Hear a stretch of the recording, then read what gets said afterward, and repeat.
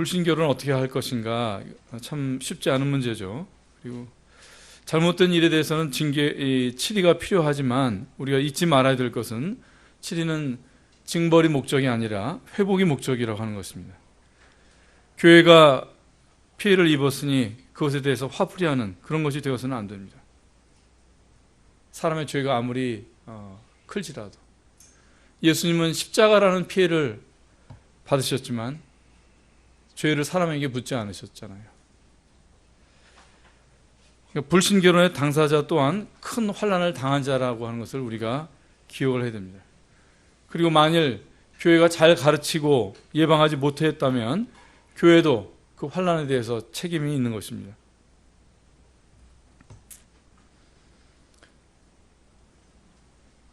그 회복이 이루어지는 원리에 대해서는 누가복음에 보면은 만일 내 형제가 죄를 범하거든 경계하고 회개하거든 용서하라. 만일 하루 7번이라도 내게 죄를 얻고 7번 돌아와 내가 회개하노라 하거든 너는 용서하라.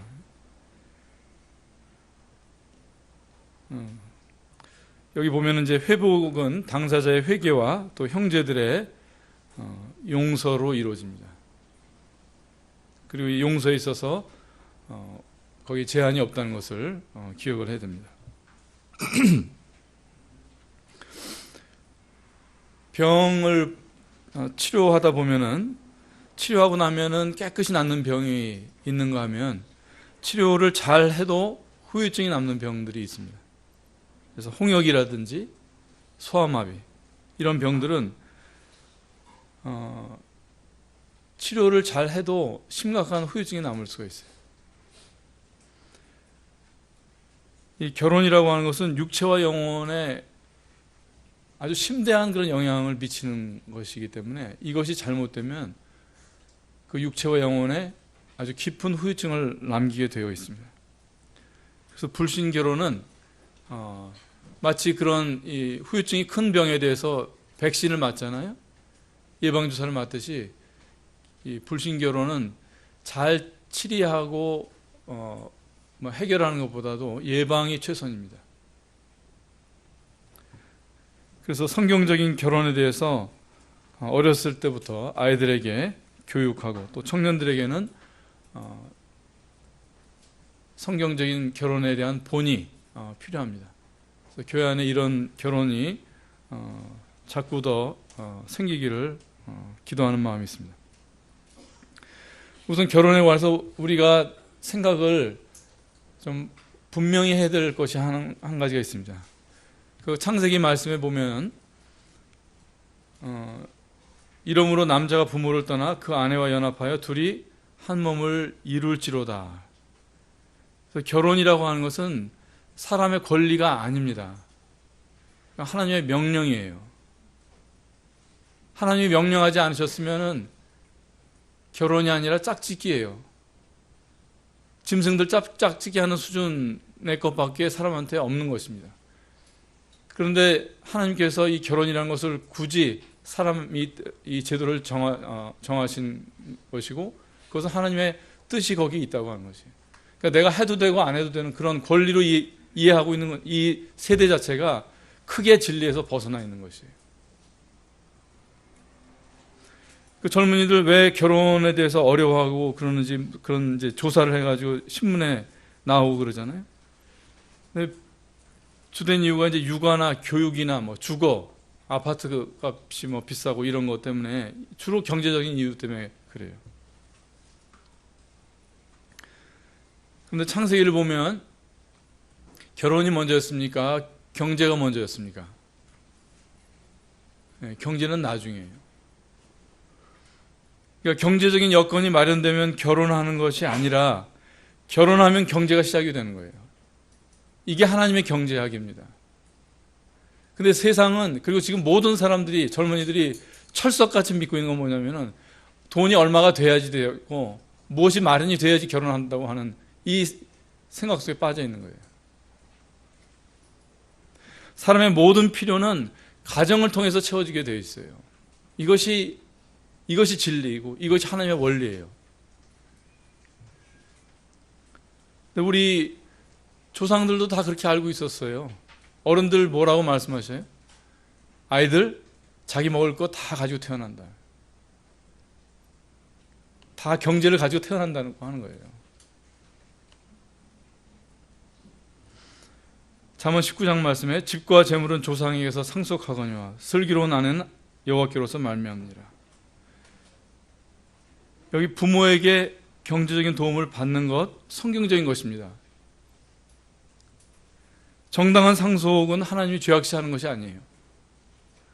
그런데 오늘 우리 사회, 서구는 말할 것도 없고 우리 사회까지 들어온 이 물질 문명의 가치관은 뭐예요? 부모한테 의지하는 걸 부끄럽게 여기라고 하는 거죠. 꼭 그럴까요? 왜 어떻게 보면 타당하죠. 부모한테 나이 들어서도 손 벌리고 경제적인 의존하는 거 부끄러운, 저도 그러네 벌써. 네? 부끄러운 일이라고 여기는 거 어떻게 보면 타당하고 개화된 그런 사람들 같은 느낌이 나죠. 그런데 제가 생각을 해봤어요. 왜 그럴까? 왜 서구 문명이 그리고 우리까지 이제 이 경제적인 독립을 왜 이렇게 중요시하게 생각하나? 여러분들은 왜 그렇다고 생각을 하세요? 물질적으로 독립할 능력이 생기면 사람이 부모의 간섭으로부터 자유로울 수 있어요. 물질적인 독립을 지고한 가치로 추구하는 것, 이것의 그 저희는 뭐냐면 오히려 더 물질적인 것이에요. 내 마음대로 살겠다, 간섭 안 받겠다. 근데 거기에 필요한 것이 무엇이냐? 그 경제적인 독립이에요. 그러니까 사회에 재산을 환원하고 그런 선순환을 위해서 생각하는 그런 고상한 그런 것이 아닙니다. 물질적인 독립을 강조하고 부모한테 의존하는 것을 부끄럽게 여기는 그 밑바닥에 있는 영적인 저희는 무엇이냐? 내 마음대로 살고 싶고 간섭받지 않고 싶어하는 이 사람의 본성이 거기 있는 거예요. 필요할 때 타인에게 의존할 수 있는 겸손이 덜 물질적인 것입니다.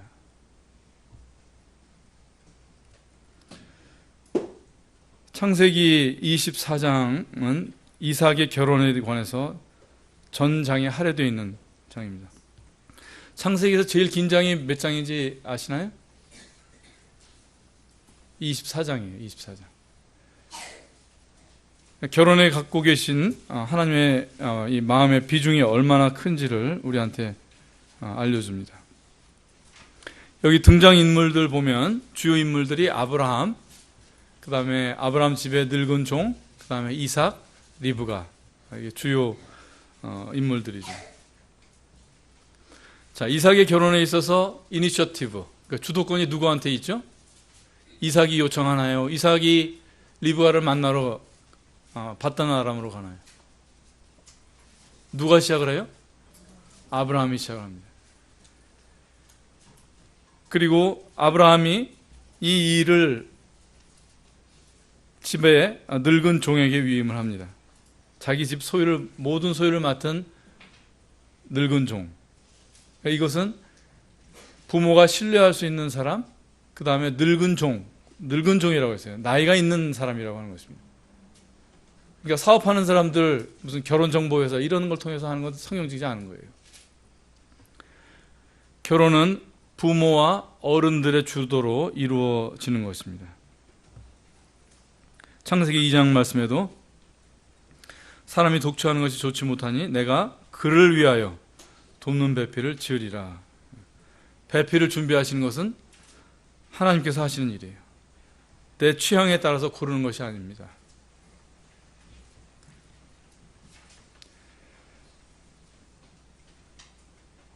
그 노아의 홍수는 전 인류가 멸망한 사건입니다.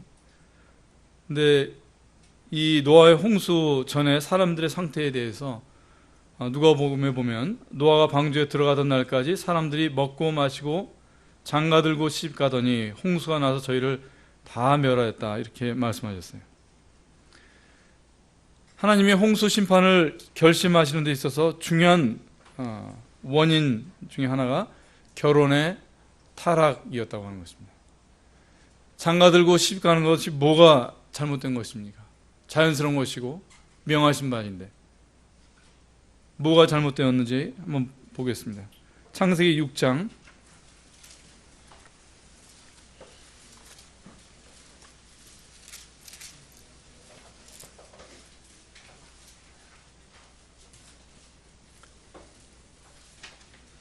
6장 1절부터 3절까지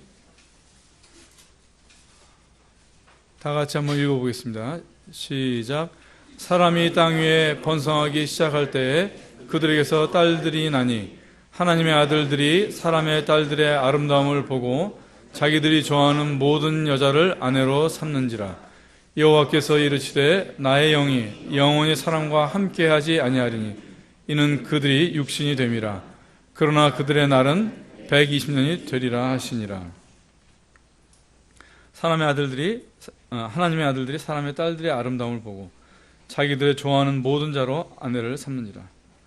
내가 좋아하는지를 따라 배우자를 선택했던 것입니다. 혼인에 있어서 하나님의 주권을 사람들이 외면했던 것입니다.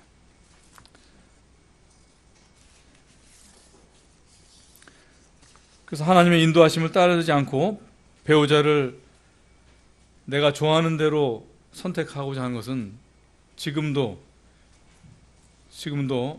그래서 어려움을 자초하는 그런 일이 되는 것입니다.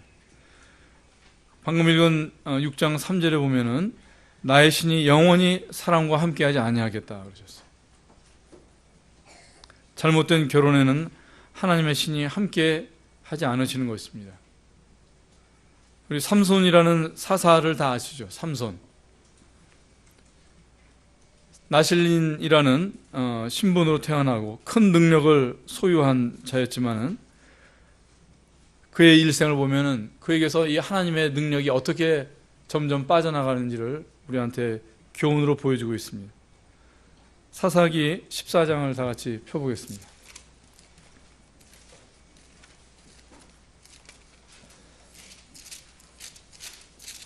구약성경 386페이지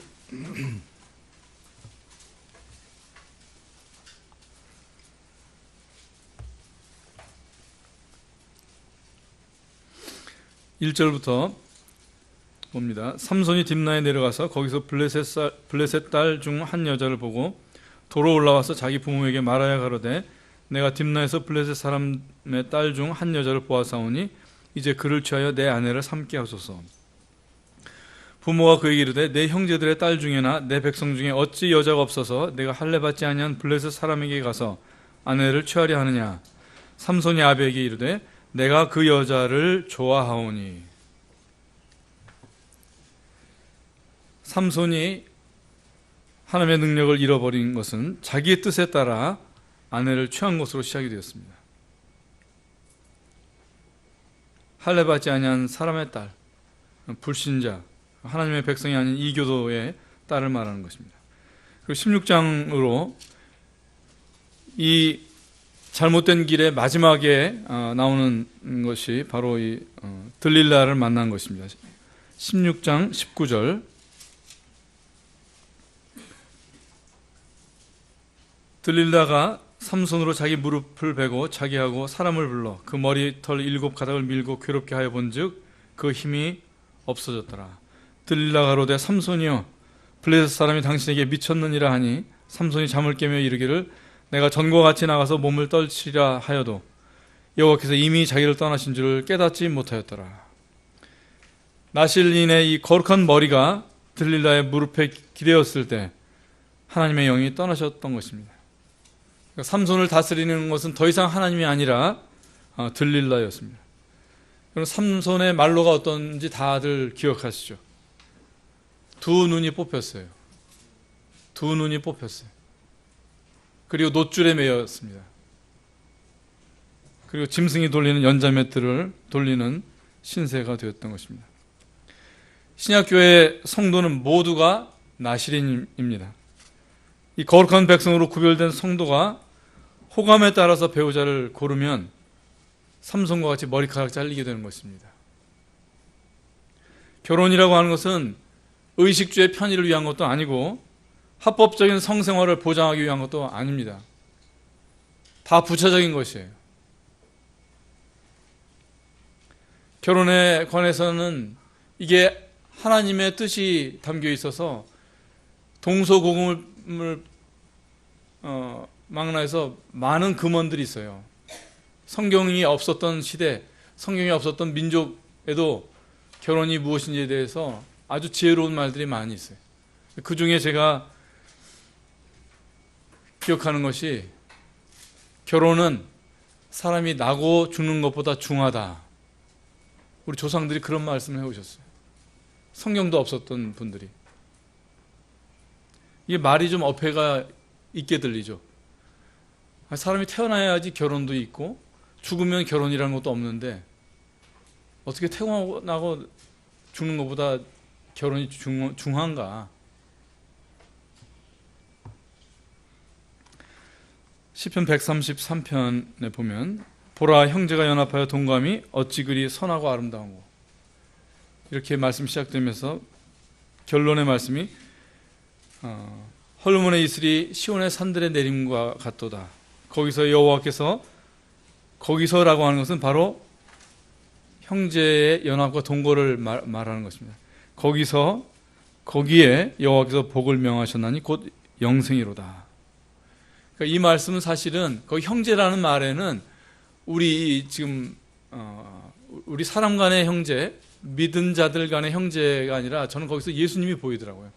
보라, 형제가 연합하여 동거함이 어찌 그리 선하고 아름다운고, 거기에 바로 여호와께서 명하신 영생이 있다고. 그리스도와 형제와 형제지간으로 연합하고 동거하는 것, 그것이 바로 영생이라고 하는 것입니다. 이 영생의 이 관계에 필요한 것이 바로 여기서 두 가지가 말씀이 되잖아요. 연합과 동거. 사람이 일생 살면서 많은 사회적인 관계를 맺고 삽니다. 다 불완전한 관계들이에요. 회사를 생각해 보세요. 이건 이윤이라는 목적을 위해서 얼마나 철저하게 연합합니까? 그러나 동거는 안 해요. 군대 내무반, 학교 기숙사를 생각해 보세요. 2년, 3년 할 수 없이 동거하지만 그 연합을 꿈꾸지 않습니다. 이 동거와 연합, 이 두 가지가 다 있는 것이 부부의 관계예요. 그래서 결혼이라고 하는 것은 영생의 모델로 주신 거예요. 우리가 죽기 전에, 하나님의 나라가 도래하기 전에 사람으로 하여금 이 영생을 알게 하고 영생을 기대하게 하고 구원의 그 원리를 이해할 수 있도록 우리에게 주신 그 영생의 학교예요. 그래서 우리 조상들도 다는 알 수 없었지만 이 결혼이 사람이 나고 죽는 것보다 중하다, 이런 말씀을 하신 거예요. 요즘 세태가 그런가요? 성경 말씀 고사하고 조상들이 가져왔던 이 지혜에도 못 미치는 그 결혼이 얼마나 많아요.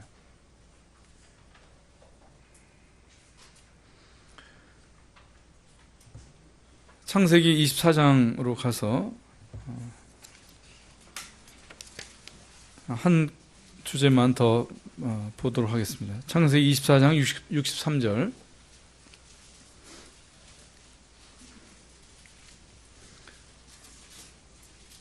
학생들하고 아직 미혼 청년들은 잘 들으세요. 이게 사랑과 결혼의 이 관계에 대해서 하나님의 말씀이 주시는 교훈입니다. 63절부터 읽어보겠습니다. 이삭이 저물 때 들에 나가 묵상하다가 눈을 들어보며 약대들이 오더라. 리브가가 눈을 들어 이삭을 바라보고 약대에서 내려 종에게 말하되 들에서 배회하다가 우리에게로 마주오는 자가 누구뇨? 종이 가로되 이는 내 주인이니이다. 리브가가 면박을 취하여 스스로 가리우더라. 자, 여기 면박을 취하여 가리는, 자신을 가리는 이 리브가는 바로 주님 앞에 교회 모습을 여기서 우리가 볼 수가 있습니다. 에베소서에 보면은 이 남자가 부모를 떠나서 아내와 한 몸이 되는 것을 그리스도와 교회의 관계다, 그것을 나타내는 것이라고 말씀하셨습니다. 그래서 남편과 아내라는 이 관계는 그리스도와 교회와의 관계와 똑같은 것이다. 그래서 이 리브가가 이삭을 만나는 모습이 바로 이것을 잘 보여주는 것입니다. 그래서 이 면박을 취한다고 하는 것은 머리를 가리는 거죠. 머리라고 하는 것은 통치를 의미하지 않습니까? 그러니까 이제는 나를 통치하던 머리는 저는 이제 없습니다. 그리고 당신이, 남편이 저의 머리입니다. 그런 뜻으로 이 너울을, 면사포를 쓰는 거예요, 신부들이. 그러나 나는 너희가 알기를 원하노니 각 남자의 머리는 그리스도요, 여자의 머리는 남자요, 그리스도의 머리는 하나님이시라. 근데 우리가 그 권위 앞에 자기 면박으로 자기를 가려야 되는 것은 여자에게만 요구되는 것이 아니에요. 남편에게도 마찬가지인 것입니다.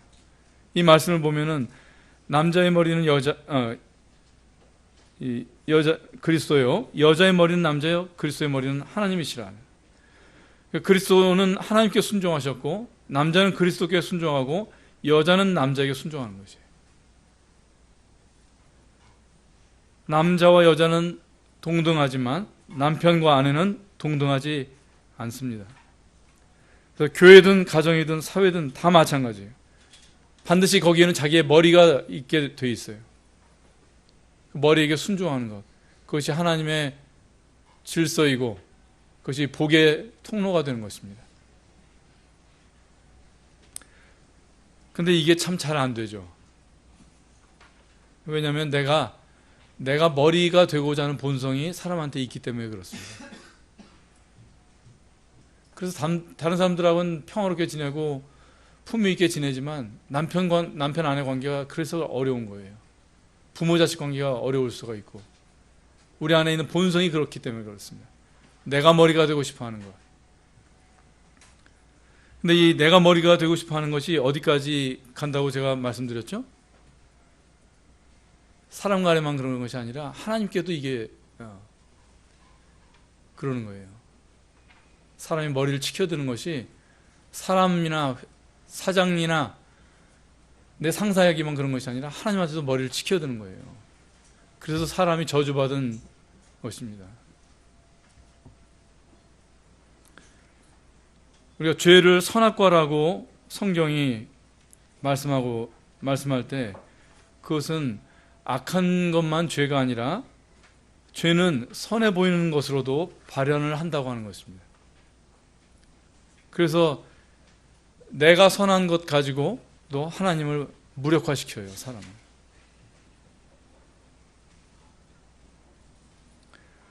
자식이 부모를 무시하거나 여자가 남편의 머리 노릇하는 것은 죄입니다.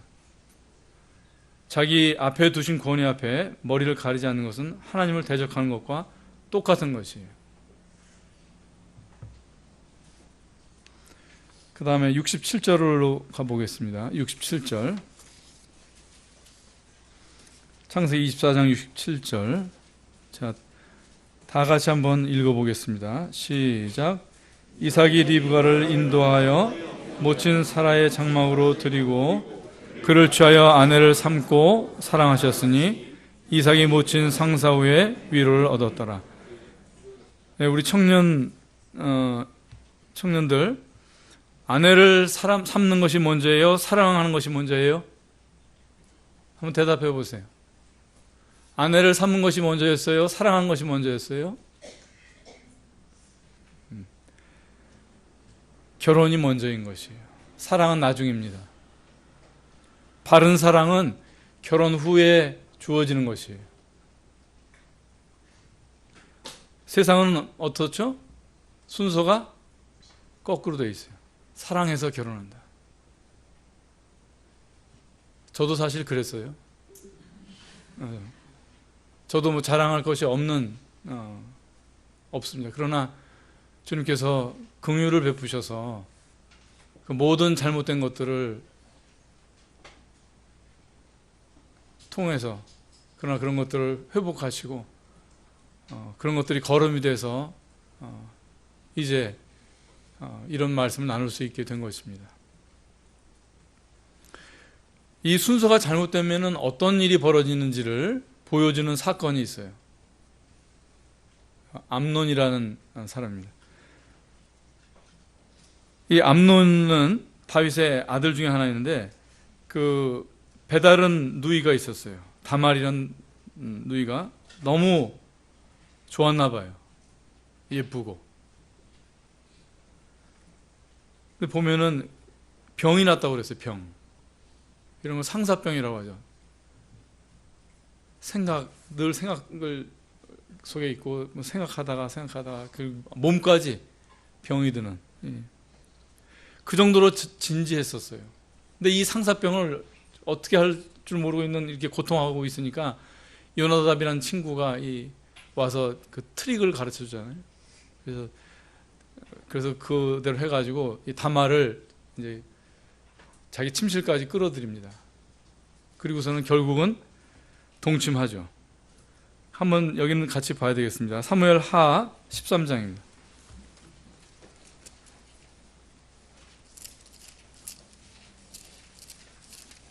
사무엘 하 13장 14절.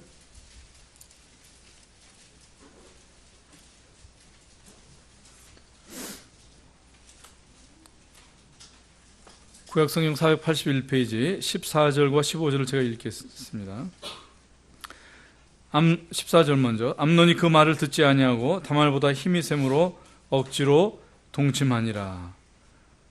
암논이 그렇게 사모하고 얻기를 원하던 다말을 취했습니다. 자, 다말을 취했으니까 병이 다 나았겠죠.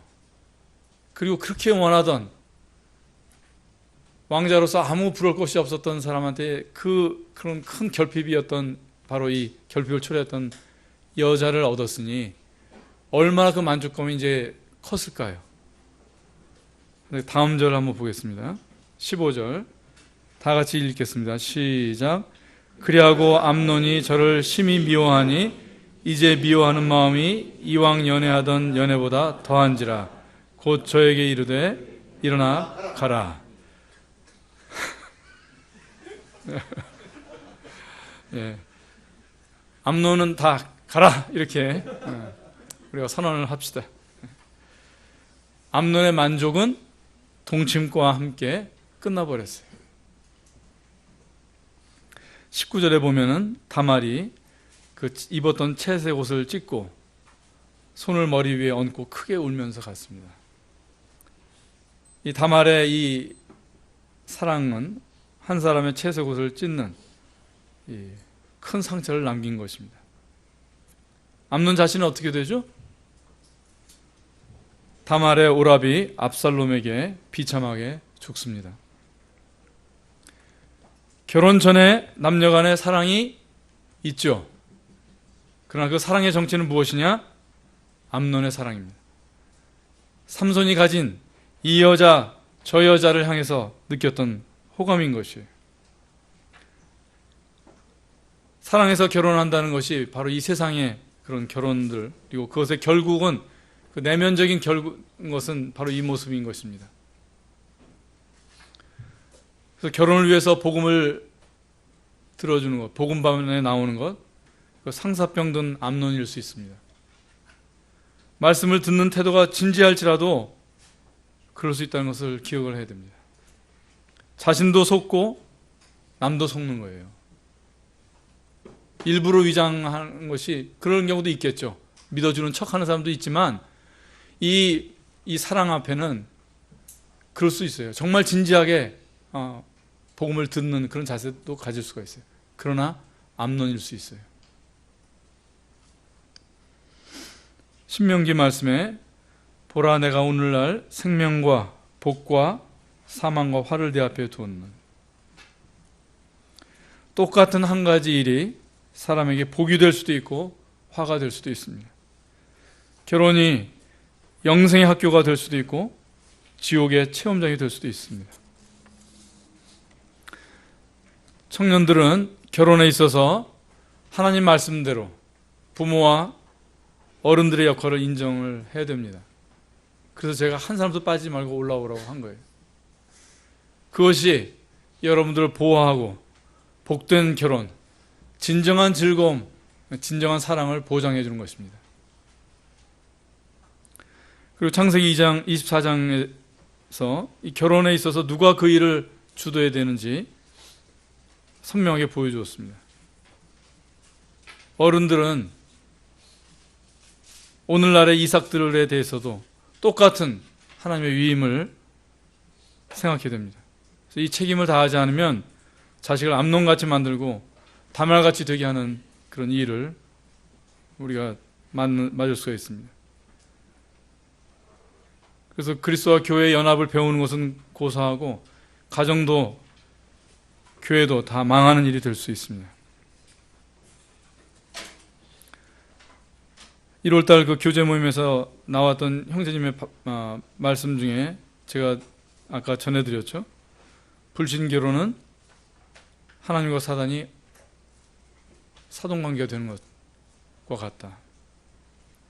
그래서 불신결혼을 잠깐의 일탈이나 젊을 때 있을 수 있는 일로 여기면 안 된다는 것을 우리 형제님들께 아주 강하게 주님께서 경고해 주셨다고 생각이 됩니다. 그래서